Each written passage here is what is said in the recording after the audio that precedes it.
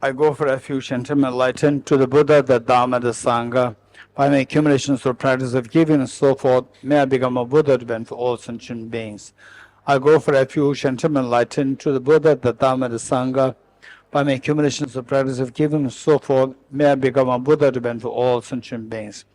I go for refuge and am enlightened to the Buddha, the Dharma, the Sangha. By my accumulations of practice of giving and so forth, may I become a Buddha to benefit all sentient beings. Sanye joda zoge jonamdo chanju pardo dane gyasuch dage jinso gebe sonamge dola penye dobare shon. Sanye joda zoge jonamdo chanju pardo dane gyasuch dage jinso gebe sonamge dola penye sanye dobare shon. Sanye joba zoge chonam no chanju bado dane gyasuch dage jinso kebe sonam ge chola penje sanye jubare sho. Om ye dharma he tu prabhavam Hetum te shamdata gato hevatat te sham jayo nirodha evam vate mahashramanaye svaha. Om ye dharma hetu prabhava Tum te sham tata gato yavatat te sham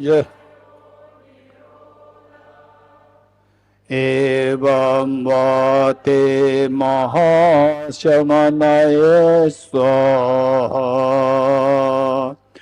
Om ye dharma etu prabhava Hedum Yavatat Desham Chayo Nirodha Evam Vate Mahashamanaye Svaha.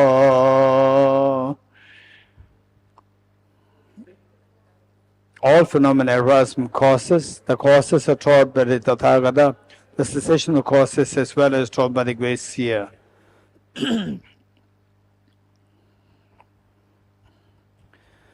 Okay, this is what I said this morning, that this afternoon at 3 o'clock, the retreat class, we don't have it. And then those who want to join the Nalanda Diploma course class, feel free to join at 3 o'clock. And at 6 o'clock is Nalanda Master's course class. And those of us from NDC Nalanda Diploma course, or not from any course, you want to know what is going there, the higher class. What is that like? Then come, join. Yes, over there. Which one? Master's class. Okay. Is on emptiness. Right. And I told you, if you want to come at your own risk. You're getting it? Emptiness that we are talking here is a little soft. Up there is a little like this. Okay.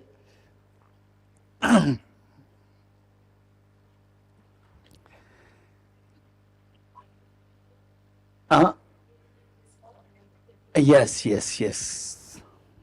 Okay, what we did, where did we leave this morning? The mic?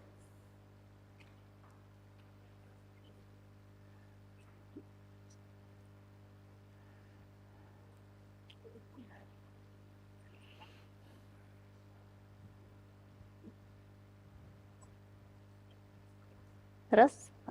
Гишла, вы просили напомнить вам, рассказать нам про третий поворот колеса учений.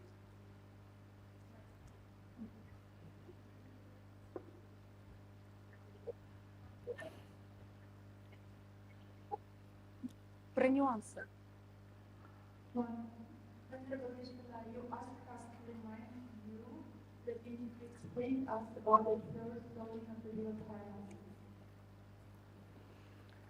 Okay, we may do tomorrow.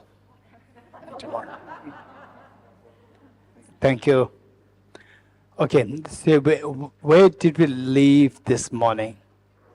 Anyone who can remind me? Okay, so the distinction between what is conventional dream and what is unconventional dream. Okay, that is done. Now what is important for us to know is that, okay, now I'm bringing some of the technicalities. Some of the technicalities here, don't be scared. Some of the technicalities, I'll bring them and then we'll explain, don't worry. Because the technical, I know that there are many seniors, like Professor Roger Jackson is there, the Pamela is there, and the Venerable Puja is there, then Venerable Tenzin Vesela is there, and then many seniors there, and then Carl, and then we have the Tenzin Shila there, Tenzin Samsam is there, and Venerable Chudala, many of you, and then we have Ilangu, who's very senior.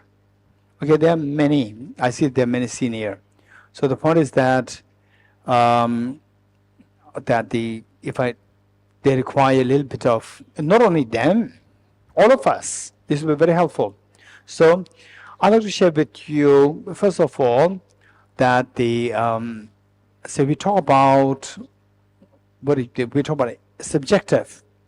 Same subjective. When it says subjective, to understand what subjective, you need to know the opposite of this. Subjective is opposed to. Subject is opposed to. Okay, so you have your own thoughts. So there are several of these. They are because say from the Sautrantika school, 4 schools: Vaibhashika, Sautrantika, Chittamatra, Madhyamaka.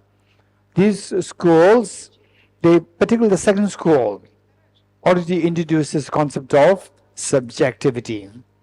And all the other schools, they talk about subjectivity. And many people, scholars, who really did not go through proper learning, just read books. Many of them say that their philosophical views of Chittamatra and Prasanga, these two are the same. Many say that philosophical views Savat Tantrika Madhyamaka and Prasanga Madhyamaka, these two are the same. All these misconceptions come into being. To resolve these problems, we need to understand what the different layers of subjectivity being understood by the different philosophical schools.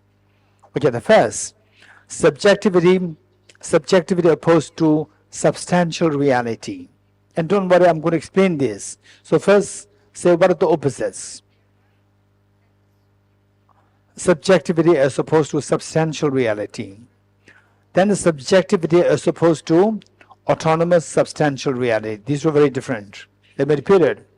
First one, subjectivity as opposed to substantiality. Number 2, subjectivity as opposed to autonomous substantial reality. Number 3, subjectivity as opposed to external reality. Subjectivity as opposed to external reality. Number 4, subjectivity as opposed to true existence while not rejecting in objective existence. Finally, subjectivity as opposed to objectivity. Let me repeat it. First, subjectivity as opposed to substantiality or substantial reality. Number 2, subjectivity as opposed to autonomous substantial reality. Number 3, subjectivity as opposed to external reality. Number 3, subjectivity as opposed to true existence while not rejecting objective existence. Then finally, subjectivity as opposed to objectivity / inherent existence / intrinsic existence. The last one again, subjectivity as opposed to objectivity inherent existence slash intrinsic existence.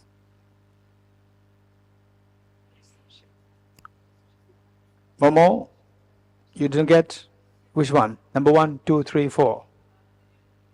Again, subjectivity as opposed to substantial reality. Subjectivity as opposed to substantial reality, number 1.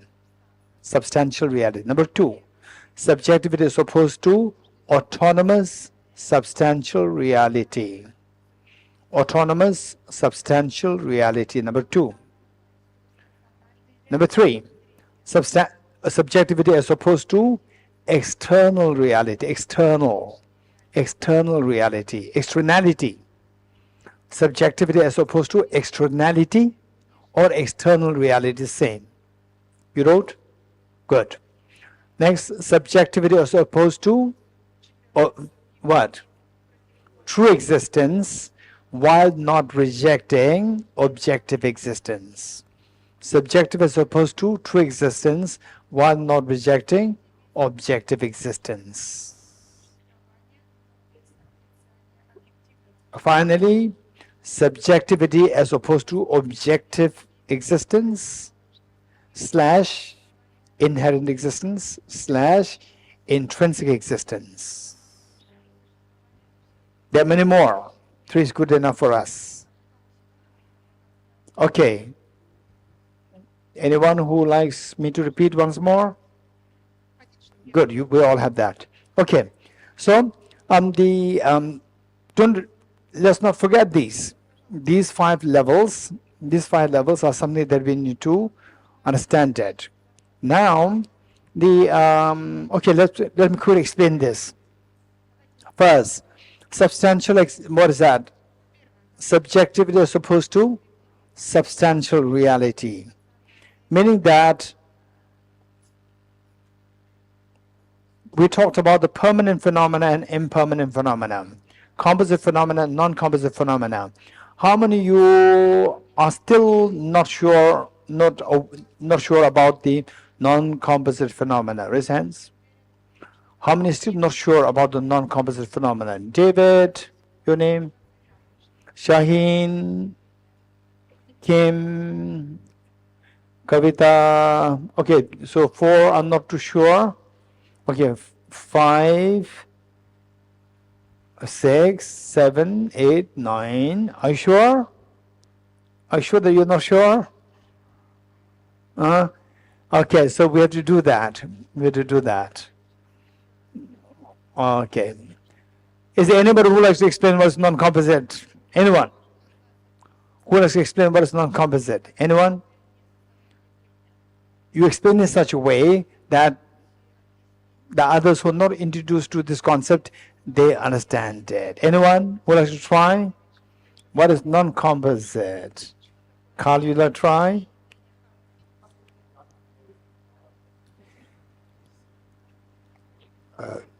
Something Non-composite or permanent? Whatever. something not composed of parts. Something which is not composed of parts. Are you sure? Because we're going to learn that everything that exists should necessarily have parts. Directional or And I'm sure that yes, Carl is from NMC too. yes, yes. You all, I am sure that you heard this. All, everything- composite, non-composite, they all have parts. Yeah, everything that exists has So- parts. So, But something not composed of directional or temporal parts. okay, you're good. Anyone else who likes to make my work easy? Make my work easy. Okay, Pujala, Toro Pujala. Okay, let's Venerable Pujala. Geshe, non-composite are something that exists but does not undergo change. Like example.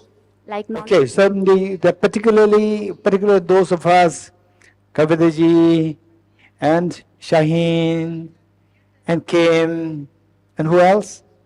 David and the gentleman over there, your name? Joshua. Okay, Joshua. Okay, that many of you. Okay, yes. A non-composite And phenomenon. meanwhile,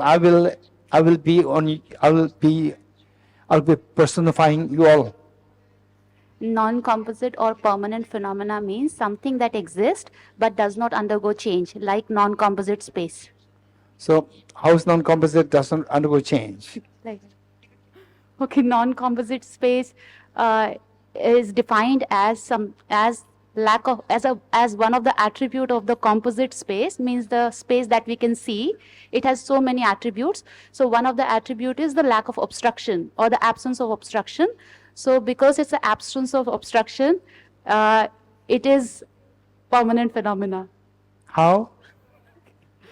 Because absence of obstructions means there is no substance to undergo change. Why not? Because there is an absence of substance there. Why not? Why not? How not? For example, when we say, let's say, I can give the example of something, like for example, there is an absence of flower in my hand. So we have this absence of flower. So why do we call it absence of, although it exists, but we will say there is nothing, right? So when we ask somebody that what is in the hand, so they will say that although absence of flower is there in my hand, but the common people's answer would be that there is nothing in my hand. So when they say nothing in my hand, is because they identify something to be substantial in nature. So therefore, because there is nothing in my hand, that's what they call, because there is no substance in my hand, that's what they call nothing is there, which is the absence of something. So likewise, the non-composite space, which is the absence of obstruction, is the absence of substance. And that's why, because there is no substance, so therefore there is nothing to undergo change. And because it exists, but it does not undergo change, it fulfills the definition of the permanent phenomena. Very good. Okay, so those who, you're happy? Kim, happy? Oh, wow. Kim's too happy. 2 hands coming up, 2 thumbs. Kavitaji, good? David, good? Okay. And your name again?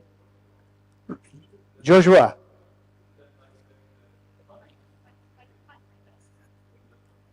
Mike. This is interesting. Okay. But like saying that non-existence exists, so that's like a contradiction, no? Okay, in the first place, what I would say is that before we argue what Venerable Tenzin said, did you understand what she said? Yeah. You understood it? So, say, absence of flower, it exists. It doesn't have substance. You understood this?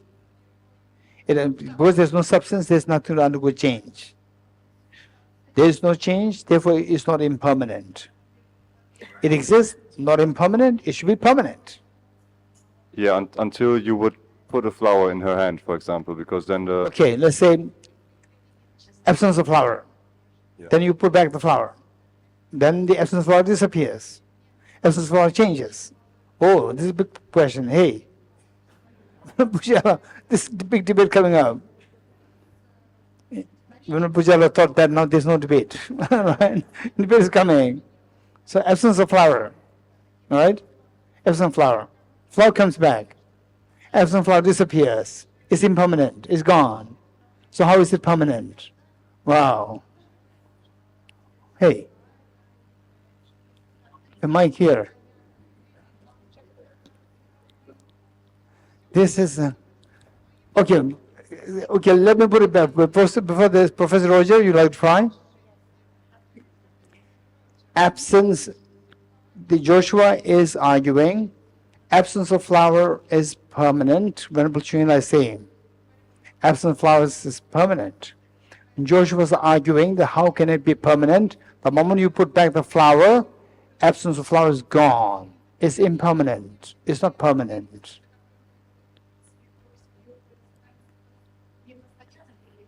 I'll try. We talked about this in our group a day or two ago, and I'm not entirely sure, but my understanding would be that permanence needs to be understood as the absence of any kind of change from moment to moment. And as long as the flower is not there in your hand, it is permanent in that sense, even though we might say that its absence is temporary. So the absence of flower is impermanent. No, absence is permanent, How? but How? absence is Because what Joshua is challenging is that absence of flower. Put it back. Absence of flower is gone. yes. It's impermanent. How is that permanent? Well, again, when the flower is not there, Yes. that is a permanent phenomenon. How? Because there is no How? rising, falling, no change. Rising falling is there. The moment you put the flower, it falls. Absence of flower falls. Yeah, then the absence is gone. So the Joshua's argument becomes valid. So absence of flower is not permanent. It's impermanent. Rise and fall happens. It's again, When you remove the flower, absence of flower rises. yeah, I think When you put back the flower, absence Yeah. of flower ceases. I'm not using impermanent and permanent in the sense of temporal sequence. No, the point is that how would you respond to Joshua's question? What you said is that the permanent is something which exists without arising and ceasing. So Joshua is challenging that absence of flower has arising and ceasing, because the moment the flower is removed, absence of flower arises. Moment the flower comes back, the absence of flower ceases. So arising and ceasing is there with the absence of flower. Yeah. So Well, it should be impermanent. I don't know. Okay, so there are many hands coming up. Okay, first let us, the girl over there behind, Tenzi Samsala. Your name? No, behind. Behind Samsala.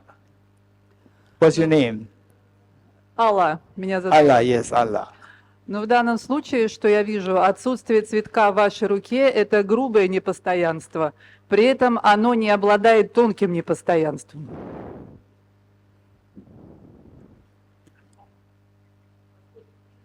С момента к моменту. Geshe, the essence of the flower in your hand is a gross impermanence which lacks subtle impermanence. And why it lacks subtle impermanence? Because it does not possess moment-to-moment change. Okay, so in the first place, what we said is that absence of flower is permanent. Those people who say that in the first place, the fact is that the absence of flower is permanent. This is 100% fact. But the question is how. People want to learn how absence of flower is permanent. If you're able to establish that as permanent, then we can explain how that is non-composite. So if you say it is impermanent, then there's going to be a different discussion.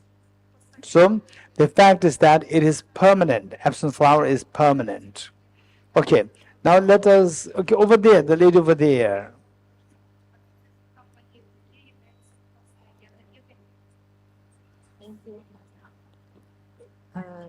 Malika, Geshe. I think absence of permanence, absence of existence is permanent in the fact that it doesn't exist by itself. Louder. Flower doesn't exist by itself like an object, real. It's only a designation. Its existence is from a parties. I'm sorry for my English. I'm very from the party, for the compositions. So in fact, when Joshua speaks about absence of existence on the word, he speaks about, for me, about absence, contrary presence, like a visual, not existence. Its absence, existence is like the fact of all phenomena. Okay, I'm Professor Roger, You understood what is said? Excuse me? Say it again, Professor. No. You say this, Professor Roger will listen to you because I cannot hear you too well. Your voice is too soft. No, you say, Professor Roger will then speak louder to me. Okay, excuse me. Like that? Okay, like that? Yes. Okay. I say that for me, the absence of existence of the flowers is on the fact that it doesn't exist by itself. It only exists by its parties. It only exists by? By, comment on dit parties? Parties? Yes, parts. Parts. Yes, okay. Absence Parts. of flower exists by parts. Yeah. And the flower exists by parts. The flower exists by Parts. not exists by itself. It exists only by Okay. The convention. flower exists by parts. It doesn't exist on its own. Yes, it's Good. It's not an existence real. It's only a designation. Yes. And when Joshua speaks about absence on your hand, for me, it's the notion duality between presence and absence of visual, not existence. They say the absence of flower is the absence and the presence of the visual. Yes. In So- this case, we can say So it's, there's absence of the visual flower. yes. So- When you see it, it's Yeah, that's it. I agree. But how is that permanent? what? How is the absence of flower, the visual flower, how is the absence of the visual flower permanent?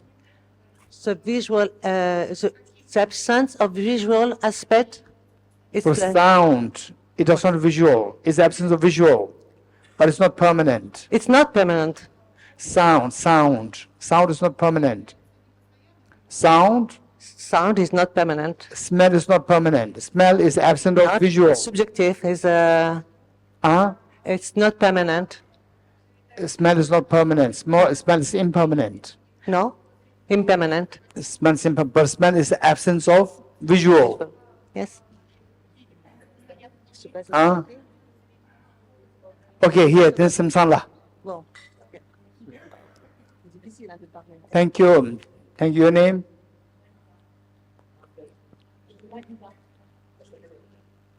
Your name? Malika. America. Thank you. Okay, Samsala. Geshe? Okay, I will try. So permanent phenomena is technically only referring to gross or subtle impermanence and not gross impermanence, which means gross impermanence is a phenomena that terminates. That Yes. and permanent phenomena in the like the general connotation, it feels like something that should last long, but in the very technical definition, Absence of flower, is it permanent, not permanent? permanent. How is it permanent? Because even so there's the lack of flower is coming from the mind How? because there's no substance there on the object side, so there's no substance that it can change, so it does not undergo change. Just because you put a actual flower If in, it comes from the mind, why should it be permanent? because it does not undergo change moment to moment. The mind changes moment by moment.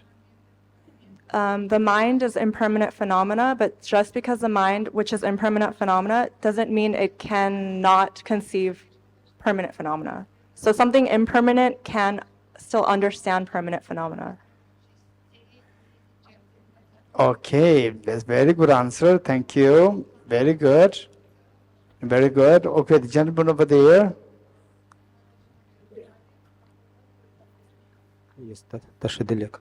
Actually, my question is dharma itself is permanent or impermanent? Because as we know, dharma will be disappeared from this world in the end of this Buddha sasana.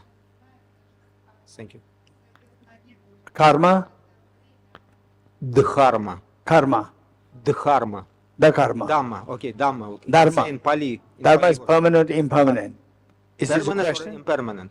Is it a question or your It is comment? question. It is question. Question. Yeah. Is dharma permanent or impermanent? Yes, yes, it Okay, is. okay. Which dharma? Dharma, there are two kinds. Dharma in the form of spirituality, or Dharma in the form of phenomena. Phenomena is also known as Dharma. In general, all phenomena are known as Dharma in Sanskrit. Another connotation is the spirituality, Buddha Dharma. Is this what he's saying? Buddha Dharma, is it permanent or impermanent? Is this a question? Okay. Buddha Dharma, that's a good question. In the first place, what is Buddha Dharma? You have to know that.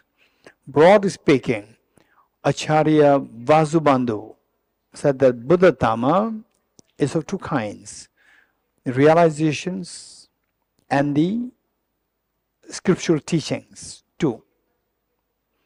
Scriptural teachings are in the form of the words.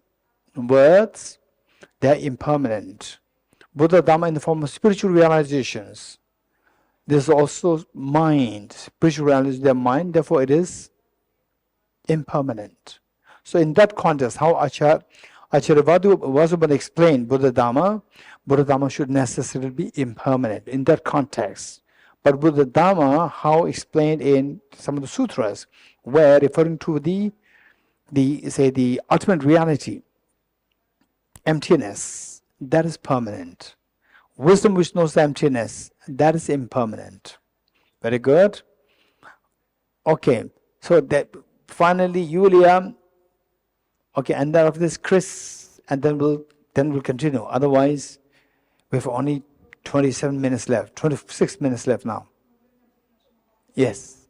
Отсутствие цветка в руке является постоянным явлением, потому что оно не изменяется от момента к моменту, но в то же самое время оно может существовать на протяжении 1, 2, 3 минут, секунд, любого времени, но на протяжении этого любого времени оно не будет претерпевать никаких изменений.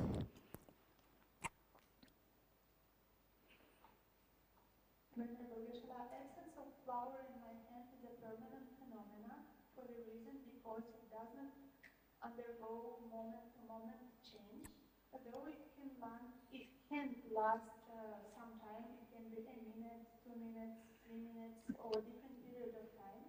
But even though it lasts few minutes, it does not undergo moment-to-moment change. Therefore, essence of flower in my hand is a permanent phenomenon. Okay, so all the answers given by Venerable Chunla and the Professor Roger and Samsala and Yulia, the answers are just brilliant. Answers so good. Now, because this concept is so important, how absence, what is non-composite, what is a non-composite phenomena? What is a permanent phenomena? And how is the absence of flower a permanent phenomena? How is it non-composite? This is a very important question. If you don't understand this, then talking about emptiness is going to be quite challenging for us.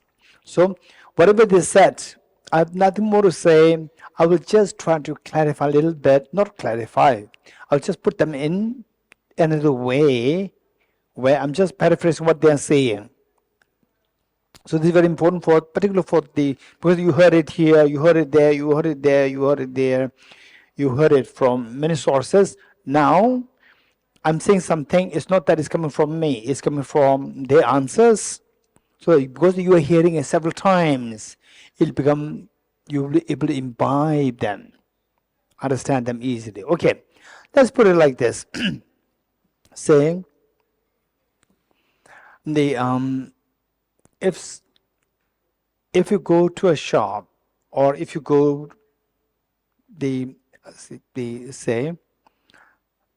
go to another person and ask for something, please give me something. Another person says, okay, your book, please give it to me. But what will I get if you give me the book? Then I say that, okay, you give me the book, imagine. Okay, you give that book to me, then you ask me, what will I get? Then I say that you will get something, I'll give you something. What did I say? I'll give you something. So you give this book to me, and I say that, here, take the absence of flower. Take the absence of flower. Is it true or not? There's absence of flower or not? There's absence of flower. I said that, take this. What will you say? What will you say? Take this. What do you say? There's nothing there. You're getting it? There's nothing there. Okay. Now, if you argue that, no, there's so many things there. There's essence flower there. There's essence money there. There's essence chocolate there. Right? And if the person, other person is a philosopher, the person will understand it. If the person is non-philosopher, the person will say that you are crazy, get out. You're getting it? For that person to say something is there, what should that something be like? What is that something? Hey, Sonamla. Hey, Omale. Something substance. When it says something is there, ordinary people, for them, something is there means there should be like a substance. And if I say that, okay, instead of like this, if I give you this, then they will not say nothing is there. They will say that, what is this tissue? All right? What is this tissue? They will not say nothing is there. But if I go like this, something is there, they will say nothing is there. You getting it? Nothing. But this absence of flower is true. Absence of flower exists or not? Hey Kim, absence of flower exists? Yes, it exists. Absence of flower exists. Absence of Kim also exists. Right? But the person says nothing, which means absence of king is nothing. Absence of flower is nothing for them. What do you mean by something for them? For them is something which is a substance. You're getting it? When the substance is missing, then they would call as nothing. So, say absence of flower belongs to which category? Something or nothing for the ordinary people? Nothing. Nothing means no substance. No substance.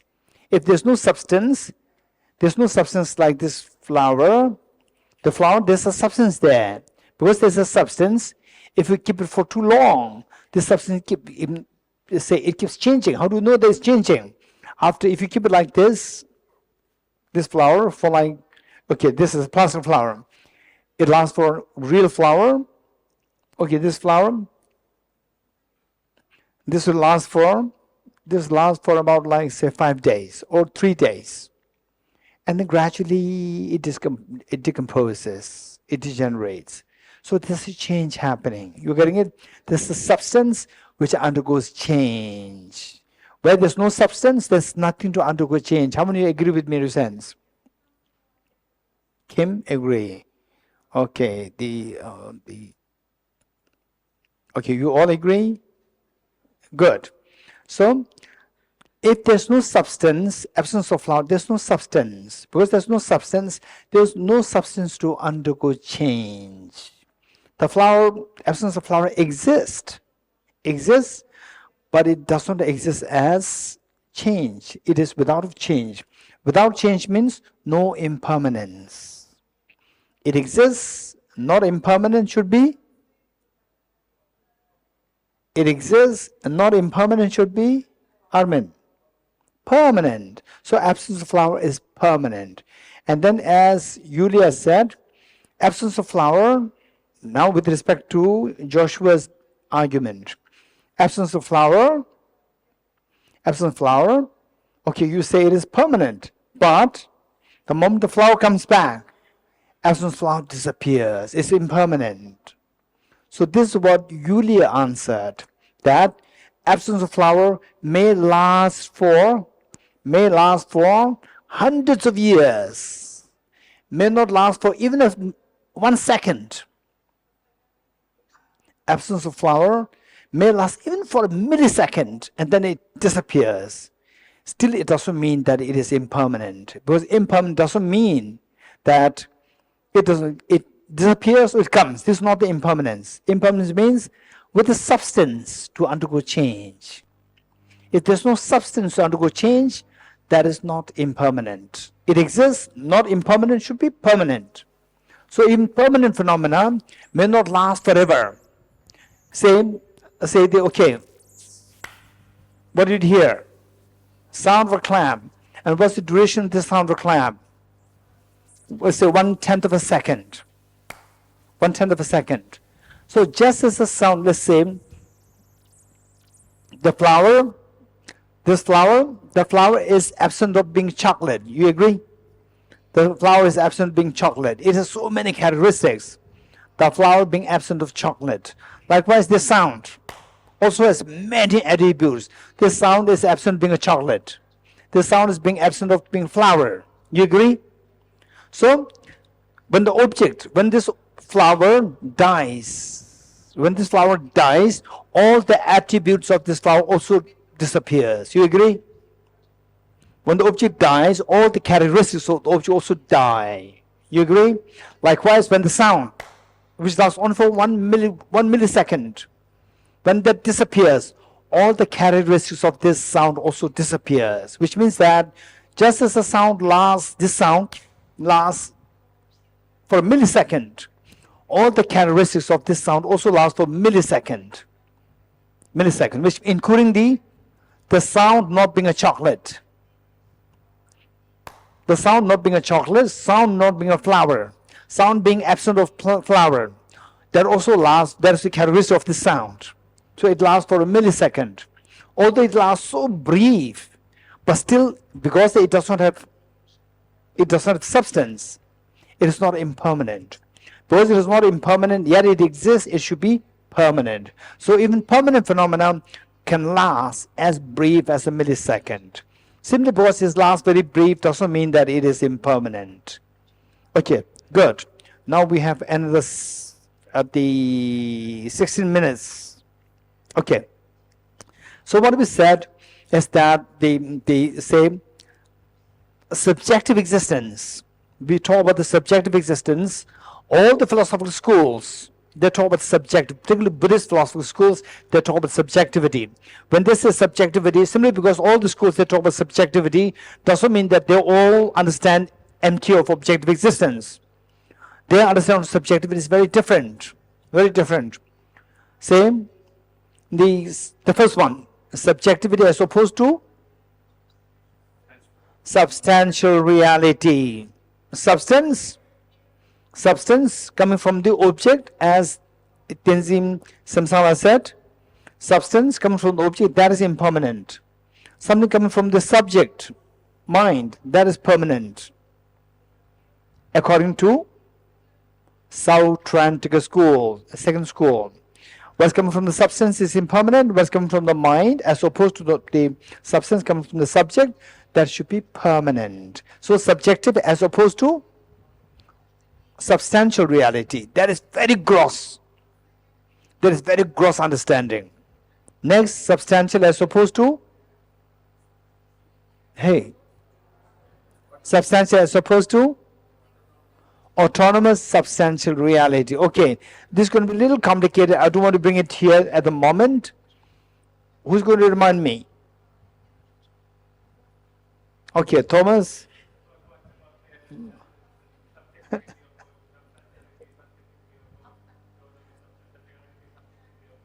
Not all. I cannot remind you. You cannot remind me all these in one few. Okay, subjectivity as opposed to autonomous substantial reality. What does it mean by autonomous substantial reality, and what is meant by emptiness of autonomous substantial reality? Okay, who's going to remind me? Thomas plus Archana, Gabor, and Shvedlana. 1, 2, 3, 4. Just 4 will remind me. Not now. Formula 5. So 5 will remind me after maybe 3 or 4 days. Okay, this is one thing. What's next? Substantial as opposed to externality. You're getting it? Now Chittamatra school says that there's nothing external. Everything is nature of the mind. Mind is subject or object? Subject. Mind is subject. So Chittamatra says there's nothing external. It's all related nature of your mind. So everything is subjective. Either it should be mind or nature of the mind. You're getting it? Okay. With this subjectivity as opposed to externality. You're getting it? So subjectivity as opposed to externality. There's no external reality. Momo, is this External from your eyes? External or internal? External. External. So Chitta says that this is wrong. You're getting it? Chitta says that what you are seeing is not external. It is, you see it as external, but this is how our mind deceives us. Actually, it is the nature of mind. So when you're dreaming, I show this, you will say it's external. When you wake up, you will say, oh, the paper that he showed me in the dream, it was actually internal, right? When you wake up. So Chitta says that everything what is happening now, we see them as external, but they're not external. This is the nature of your mind. So external as opposed to, no, subjectivity as opposed to externality. This is so important information. Even big professors, they make this mistake. Simply they see the word subjectivity and use in Chittamatra, South Chandra School, Madhyamaka. They said all these philosophies were the same. It's because of their failure to understand what the particular school refers to when they say subjective. What are they trying to reject? Subjective as opposed to what? Then next what? Subjectivity as opposed to true existence while not rejecting objective existence. Then finally, so what you all said right from the beginning, subjectivity as opposed to objectivity. That is the, which school accepts the only Prasangika in the universe accepts this. Subjectivity as opposed to objectivity. You getting it? So if only when you reject objectivity, the way Prasangika presented it, only then you understood the emptiness to wake up from the sleep of ignorance. That is when you are fully woken up. You're getting it? Okay, so this is very important. One. The next part that I'd like to share with you. Okay. Now talking about the emptiness. Talking about emptiness.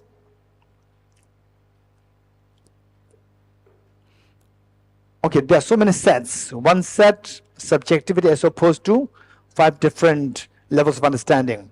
Next, to understand emptiness, we have to understand emptiness of. To understand emptiness, we have to understand emptiness of objective existence. Very good. Now, to understand the emptiness of objective existence, we need to again know the opposite of that. Objective is opposed to subjective. You're getting it? Okay.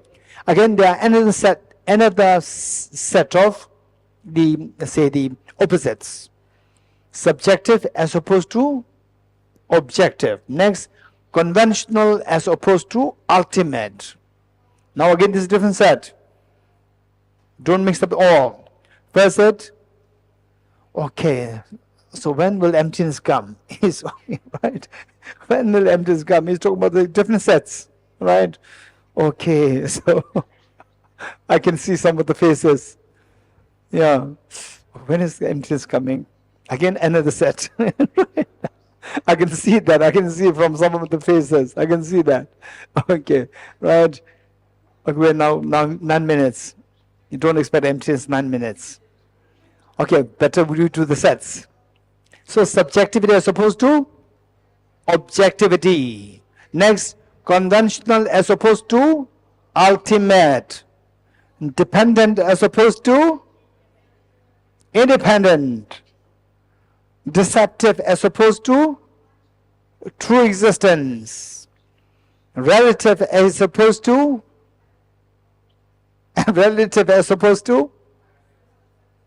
Ilingo. Relative as opposed to absolute. Very good. Okay, let me repeat it. These 5. First, subjective as opposed to objective. Conventional as opposed to ultimate. Dependent as opposed to Momo, you got it? First one you got? Subjective as opposed to objective. What is that? Conventional as opposed to ultimate. You got it? Dependent as opposed to independent. What is next? deceptive as opposed to true existence. Deceptive as opposed to true existence. Then finally, relative as opposed to okay, relative as opposed to absolute. Very good. Okay, these 5 sets. You getting it? We need to remember these 5 sets. Okay. Of these 5, the first of the 5 pairs, the first 5, they are synonymous. What are they? Subjective, conventional, dependent, deceptive, relative. They all mean the same. Subjective, what else?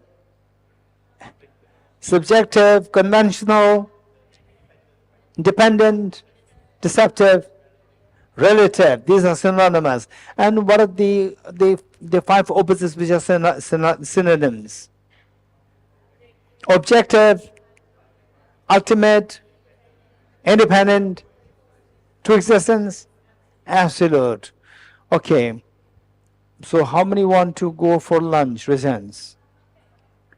Those who want to go for lunch, you have to say all this by heart. Valerie, ready? Huh? Ready? Okay. So when we say emptiness, we have to reject the 5 of them. Objectivity should be rejected. Then what? Ultimate existence should be rejected. Independent existence should be rejected. True existence should be rejected. Absolute existence should be. So these 5 are synonymous. You don't have to reject one by one, not necessary. These 5 are synonymous. These 5 are interchangeable. But for the time being, we can say, okay, when you reject objectivity, the rest 4 are also rejected. But later on, as your understanding becomes deepened, you advise, don't just say that, oh, there's no objectivity because there's no independent existence. Don't say like this. Why there's no objective existence? Just mentally you should be able to feel that. Objective existence, no, it's not possible. Independent existence, not possible. True existence, not possible. Then what? Absolute existence, not possible. Then ultimate existence, not possible. One by one you should be able to get the big picture rather than just saying that one is not possible, the rest is not possible. For the time you can do like this. One is rejected, the rest are rejected. But later on, experientially, you should be able to feel all these distinctly. The words come, they will all come to the same point. But your understanding must be, if you reject each one of them separately, your understanding will become extremely vast and deep. Okay. So for this, let us say, what I would do is, I would first try to correlate conventional existence versus subjective existence. Okay. First, convention. What does it mean by convention? Anyone? What does it mean by convention? Raise hands. Okay, Thomas. It means like if we have some kind of rule or convention that we or tradition that it's just the way how the things are done, like that in India people drive on the left side of the road, and in Europe many countries on the right side. So it's the convention to drive on either side of the road. Very good. The convention of the, what do you call it? The lane rules, traffic rules. Very good. Anyone else? What does it mean by convention? Okay. Say examples is one thing. You can give examples. If possible, try to explain the meaning. What does it mean by convention? Chelsea?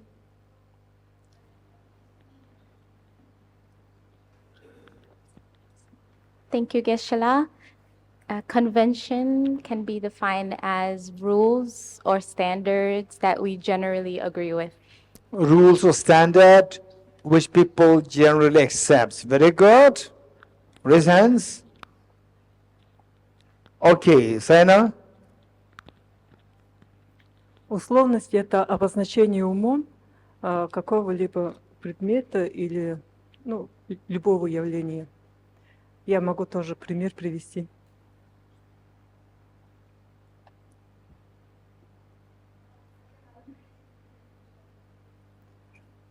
Нет, это обозначению умом. Он сказал пример, пока не надо. So convention is when our mind defines something, defines an object or defines something. Okay, good. But that's very good understanding. Very good. So where the object doesn't define, you understand the object, how our mind interprets. This is very beautiful. Anyone else?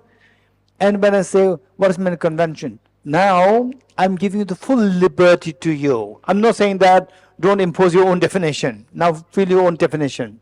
Meaning that how you understand it normally. Yes, Jimila. All phenomena in the world, like we see as an objective, and there's some like human-made things, like we human-made, like we make alphabets and languages also, and rules. All the phenomena, objective and like subjective also. Okay, Yeah. this is again very good point. Say, we say A, B, C, D, E, F, G, H. These are just human creation. Ka, ka, ka, cha, cha, cha, nya, all Tibetan ka, ka, ka, cha, cha, all imitation from Sanskrit. Sanskrit ka, ka, ka, cha, cha, cha, all human made. You get it? So the language as human made is just a pure convention. Otherwise, if the language, if it exists truly, Homo sapiens came 0.3 million years ago.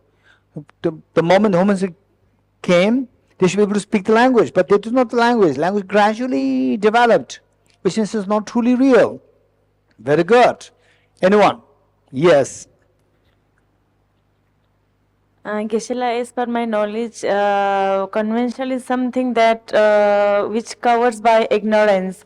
Because it's covered by ignorance, we see object as true existence. That is convention. Okay, your understanding convention is the Nagarjuna's understanding of convention.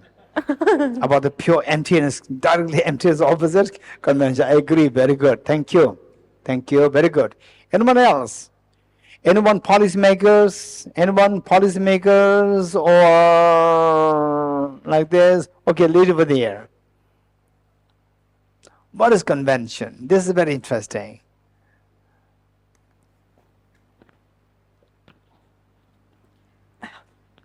Условно это ограниченное какое-то, зависит от каких-то условий. Ограниченное. Зависит от условий. Convention is something limited and something which depends on other conditions. Yes, convention is limited and depends on many other factors. Very good. Anyone else? Okay, Chris. Chris at the end. At the end.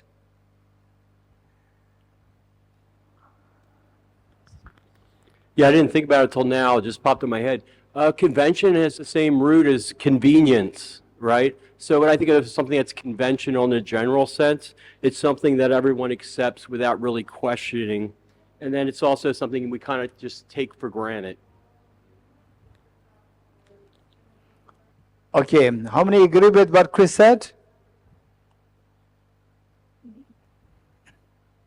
Okay, good. Thank you. Okay, Pamela, what would you say? What is convention? Pamela. Thank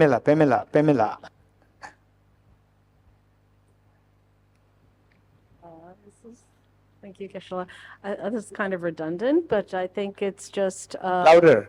Yes. What we experience in our daily lives, our ordinary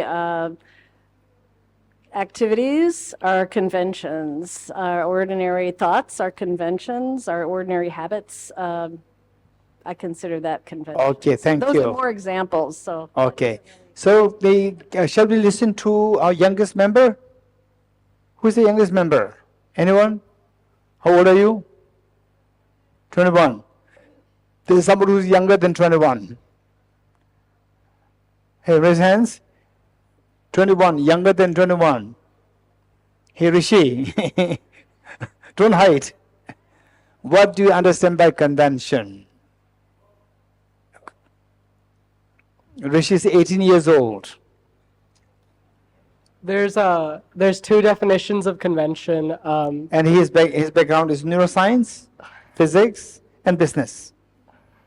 The two definitions of convention are one, an event like a constitutional convention, and two, a tradition, a rule, something like that. Would you mind coming little here so that people can see you?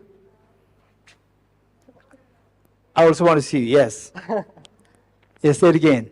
Yeah, there's two definitions of convention. One of them's an event like a constitutional convention, and one of them is like a tradition or a rule of following something society generally seems to. Tradition, rules, and so forth, which the societies follow. Very good, very good. Okay, lady over there.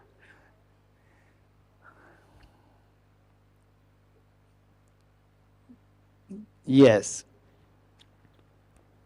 Geshe, for me, conventional existence is a designation relative about with the purpose all persons agree with this. For example, for a flower, we say this is a flower.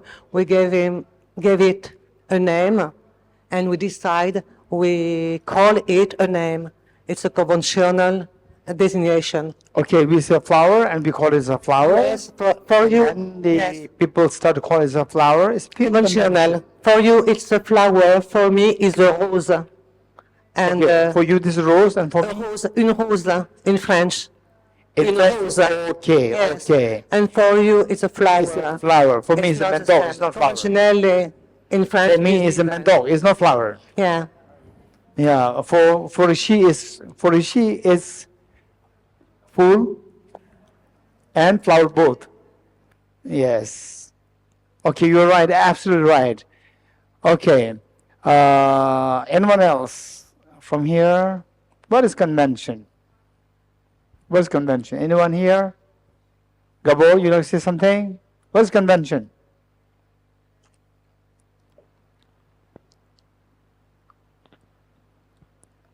I would say that something exists conventionally if anyone can establish its existence. Say it again. So anyone can establish its existence, then it's conventionally existing. Flowers convention? Yes. How? Because I can find it by conventional analysis.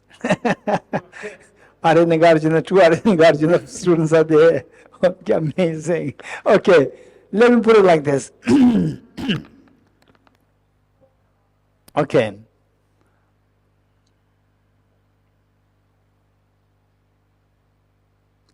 You go to a shrine. You go to a religious shrine. Should we put on the hat or you remove the hat? Remove it. Oh, I see. Remove it. Then you go to Wailing Wall. You go to synagogue. You remove your hat, you'll be a problem. You're getting it? Why you to remove your hat? Why? Hey, Sona Mama. Oh, pay respect. So remove hat is a respect. Hey, don't forget it. When you go to the Christian church, Muslim, what? Masjid? Or the synagogue, when you go there, remove your hat is a respect. What will do? Don't remove it. They cover it. And you said it's respect. So what is respect? Cover or remove? It depends. So why you cover in some places respect? Why? According to the different tradition. Is it tradition? What do you mean by tradition? Very good. Zulu, many people said that it's a tradition, like Rishi said. Young people, their understanding of the convention is so good. Rishi, now the second youngest, right? She's saying tradition. Two of them, their understanding is coming to the same point.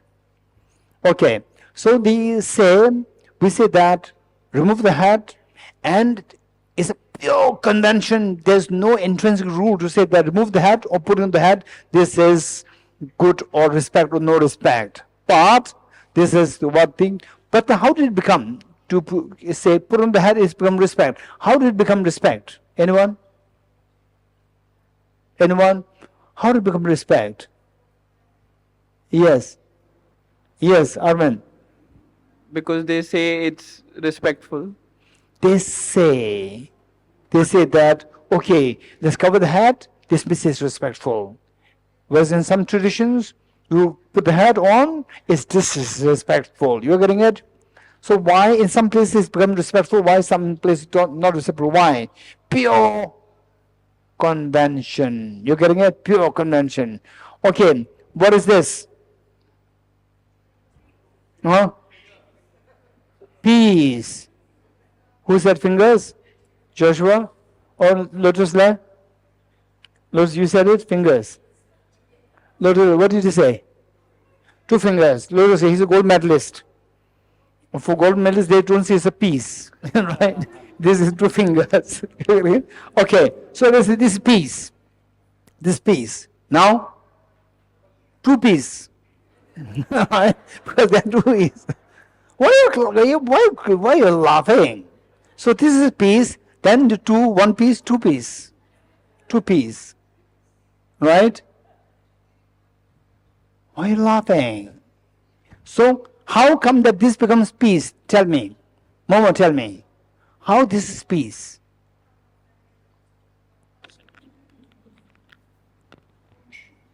Because everyone says it's peace. Everyone says it. Everyone says this. What makes other people to say this, that this is peace? What makes them say this? Their mind tells. You getting it? Their mind tells. Mind is subject or object? Mind is subject or object? Subject. So this becomes peace because of your thinking. Subject. So peace is, this is pure convention. Convention is coming from the subject. Conventional and subjective, same. You're getting it? And as Thomas said, say, which lane is correct? Right lane or the left lane? Which is correct to drive? Chelsea, which is correct? Right lane or left lane? I'm asking you.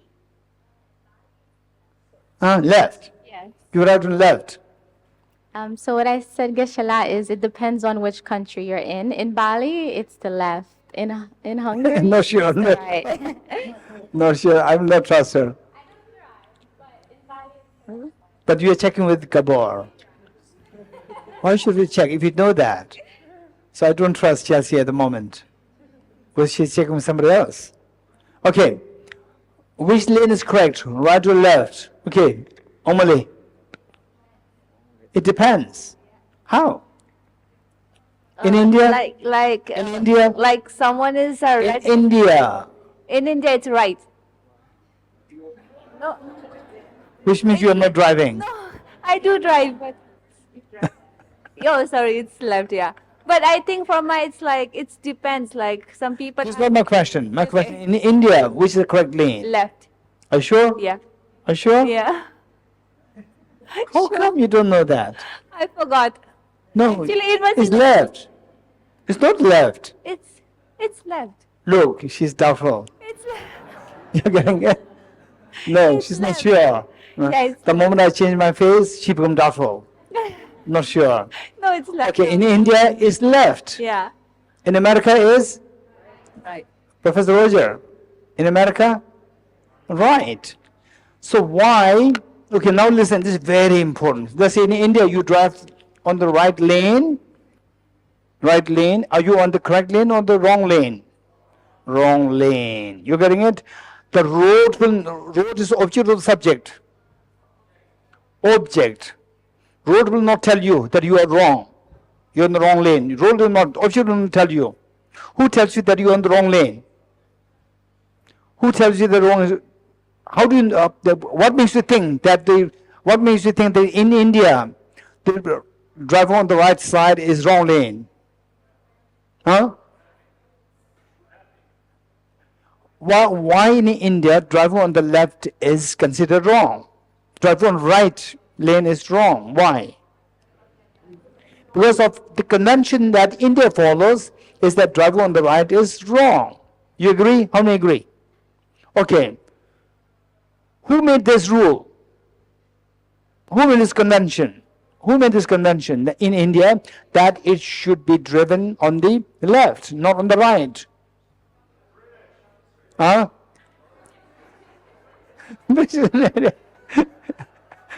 Okay. Now imagine, let's say 1700, 1700, 700, there was no car in India. 700, no car.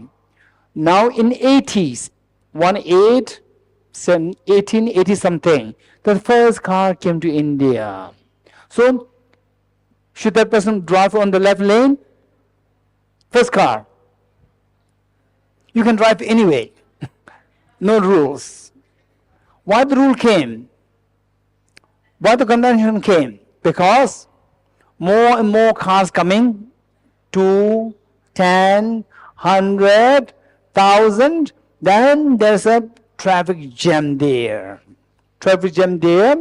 And then even the ambulance, they get stuck there. People die.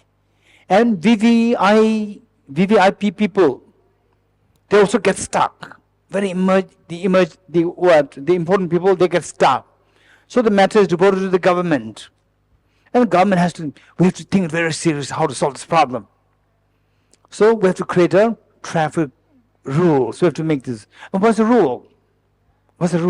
Right? Then government recruited some thinkers, think thinkers, and they gave them the job. And they said, okay, let's all work on, let's say the all cars should drive on the left, right?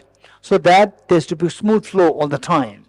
Then the traffic jam issue resolved. You agree? So who made this rule? By the thinkers. Thinkers' mind made the rule or the body made the rule? Mind made the rule. Mind is subject or object? Subject. So the convention equals to the subjective. Conventional existence, subjective existence, these two are the same. You're getting it? Okay, in my case, let me show you my experience. I was in class 9 or class 8 in school. Before 5 years, I became a monk in the school. 5 years before I became a monk in the school. I was thinking of becoming a physicist. I was so fascinated. I was so fond of physics. And my teacher, usually with these electrical lines, we see that there are 2 wires coming. You notice that? 2 wires. Always, wherever there's always 2 wires with the electricity, there are 2 wires. You notice that? Momo, you notice that? 1 wire or 2 wires coming together? 1 or 2? 2. So 2 wires always there. I was just wondering why 2 wires are required. Why 2 wires? And how do you distinguish the 2 wires? This was another question to me. And one day the teacher was teaching us electricity. And the teacher said that one side is positive and the other side is negative. Then I became even more curious. Now these were not just randomly 2 people going, one is positive, one is negative. And I'm so curious, how do we know which is positive, which is negative? I wanted to know. I was so patient listening, waiting. And the teacher said that one is positive, one is negative. Why? It's purely convention. Some kind of belief, the stability in my mind, it was shaken. Pure convention means there's no reason why one should be one should be negative, one should be positive. There's no reason. It's just pure convention. This is what the teacher said. Something from deep inside was shaken within me as a young boy. So later on, then today, when I think back in time, it is like at that age, I had a very strong belief in intrinsic objective reality. Was a positive should be objectively positive. Negative should be possibly objectively negative. Then convention means it dissolves the objectivity. It's purely subjective. It shattered something it disturbed me so much at that point. Later on, I realized that, wow, that's amazing. That was the first introduction to emptiness. Empty of objective reality. And my something inside was shaken, which means that what was shaken? Self-grasping ignorance. The strong belief that things should be objective was shaken at that point. That was when I was like 15 years old.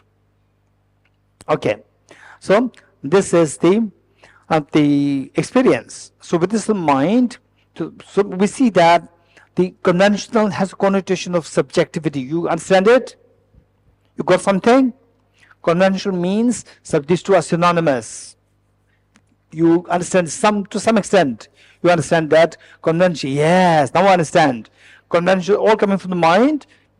And mind is subject. Therefore, conventional and subjectivity, these two have the great bearing, great similarity, and then eventually we will come to say that these two are synonymous.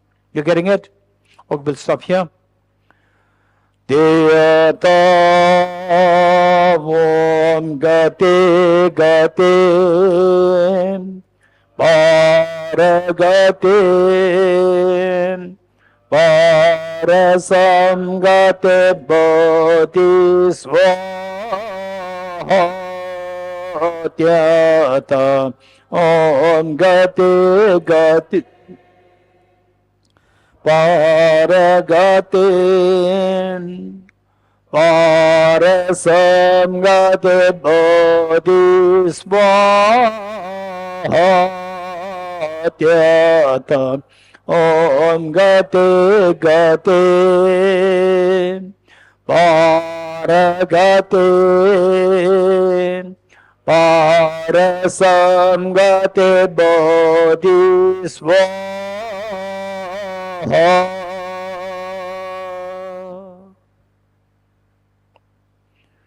Okay, three persuasions together.